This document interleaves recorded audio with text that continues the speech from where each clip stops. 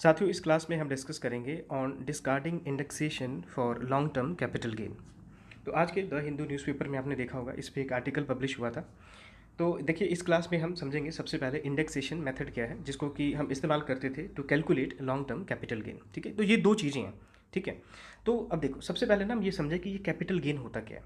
Capital gain क्या होता है? तो देखो, आपके पास कोई कैपिटल है, ये कैपिटल क्या हो सकता है? लैंड हो सकता है, आपकी कोई प्रॉपर्टी हो सकती है, स्टॉक हो सकता है, ट्रेडमार्क हो सकता है, पेटेंट हो सकता है। ये आपका कैपिटल है। जब आप इसको बेचोगे तो आपको जो प्रॉफिट होगा उस पर, ठीक है, उसको क्या कहेंगे? उसको कैपिटल गेन कहेंगे। स्वाभाविक सी बात है कि आप मान लीजिए कोई चीज़ 100 रुपये में खरीदा आपने, ठीक है, उसको 120 रुपये में बेच दिया, तो गेन कितने का हुआ? 20 रुपये का हो गया, तो 20 रुपये पे आपका टैक्स लगेगा। ठीक है, तो कैपिटल गेन टैक्स क्या हुआ? कैपिटल पे जो आपको प्रॉफिट होगा उस पर जो टैक्स लगेगा उसको हम क्या कहेंगे? कैपिटल गेन टैक्स कहेंगे। ठीक है, न्यूज़ क्या है? न्यूज़ सबसे पहले हम समझें तो इस बार का बजट आपने देखा होगा। इस बजट में फाइनेंस मिनिस्ट्री ने ये डिक्लेयर किया कि अब से इंडेक्सेशन का जो मेथड है, ठीक है, उसको हम फॉलो नहीं करेंगे लॉन्ग टर्म कैपिटल गेन को कैलकुलेट करने के लिए।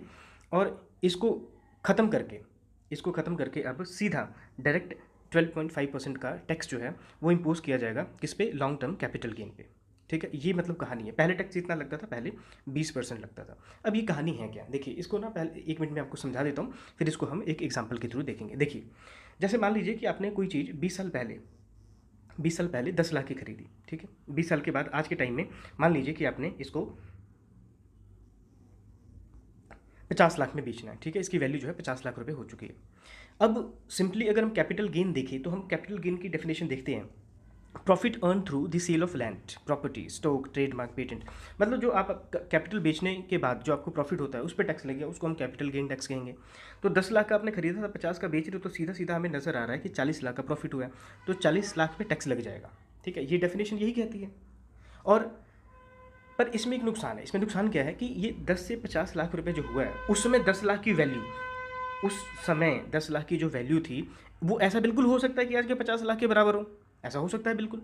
आपने सुना होगा कि आपके पेरेंट्स, हमारे ग्रैंड पेरेंट्स क्या कहते हैं कि हमारे टाइम में 10 रुपये की इतनी चीज़ें हम खरीद लेते थे, 5 रुपये की इतनी चीज़ें खरीद लेते थे, कहते थे ना लोग ऐसे। वही चीज़ें आज के टाइम में आपको 500-1000 रुपये खर्च करना पड़ेगा।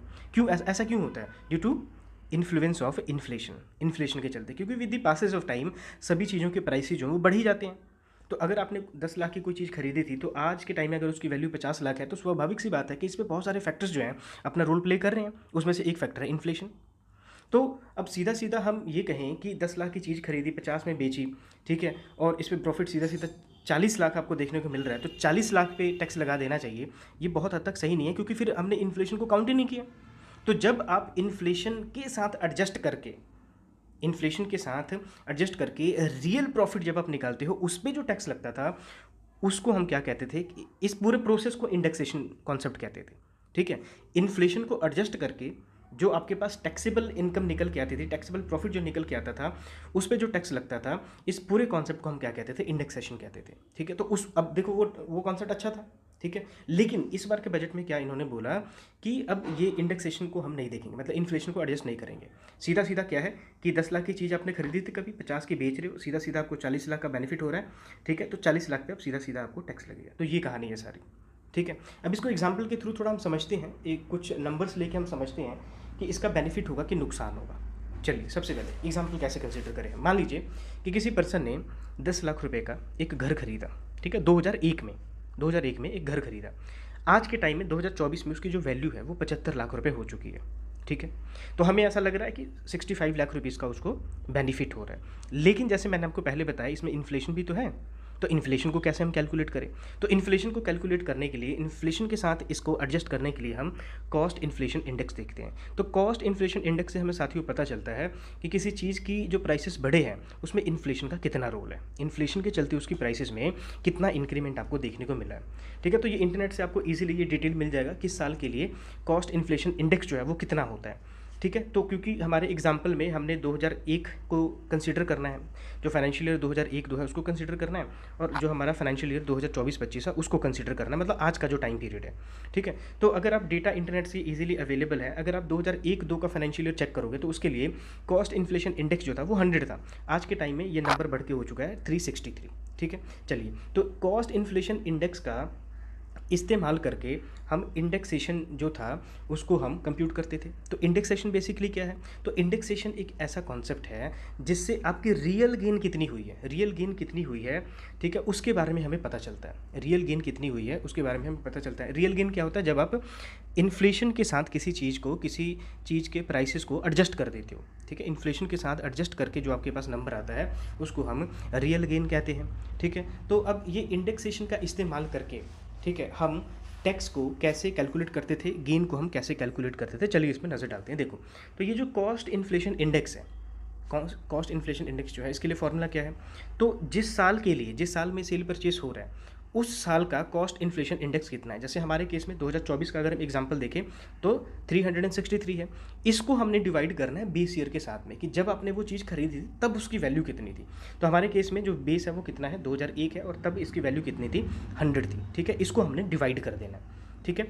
करंट ईयर को हमने बेस ईयर के जो कॉस्ट इन्फ्लेशन इंडेक्स है उसके साथ डिवाइड कर देना है, और इसको हमने मल्टीप्लाई कर देना है परचेज प्राइस के साथ में, ठीक है, खरीदा कितने का था, ठीक है। तो अगर 363 को 100 से डिवाइड करोगे तो हमारे पास कितना बचेगा? 3.63 बचेगा, ठीक है। परचेज प्राइस 10 लाख में हमने खरीदा था, तो 10 लाख से इसको मल्टीप्लाई कर दोगे तो हमारे पास जो नंबर आ जाएगा वो कितना आ जाएगा?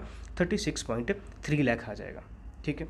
तो ये इंक्रीमेंट दिखाता है ड्यू टू इन्फ्लेशन, ये इंक्रीमेंट दिखाता है ड्यू टू इन्फ्लेशन। तो हमारे पास जो एक्चुअल जो रियल गेन आएगा उसको कैलकुलेट करने के लिए हम क्या करेंगे कि जो अभी जो मार्केट वैल्यू है उसमें से ये जो टैक्स के थ्रू जो इतना वैल्यू इंक्रीज हुआ है इसको हमने माइनस कर देना है।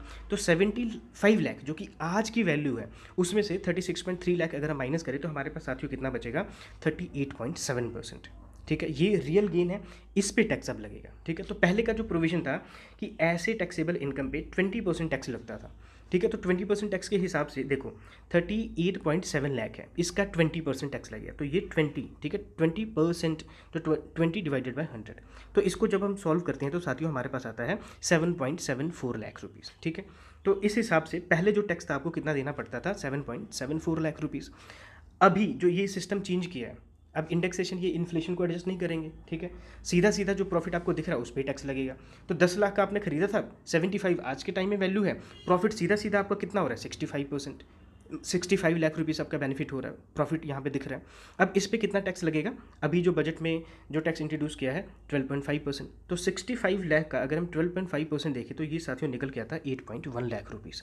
तो सीधा सीधा अगर आप देखोगे यहाँ पे इंक्रीमेंट हो रहा है। तो कहने का मतलब है कि ये जो अभी नया कॉन्सेप्ट इंट्रोड्यूस किया गया है इसमें कंज्यूमर की बजेगी बैंड, सीधी सी बात है, ठीक है जी। तो इस टॉपिक में इतना ही साथियों। Thank you for watching, keep learning, keep growing. जय हिंद।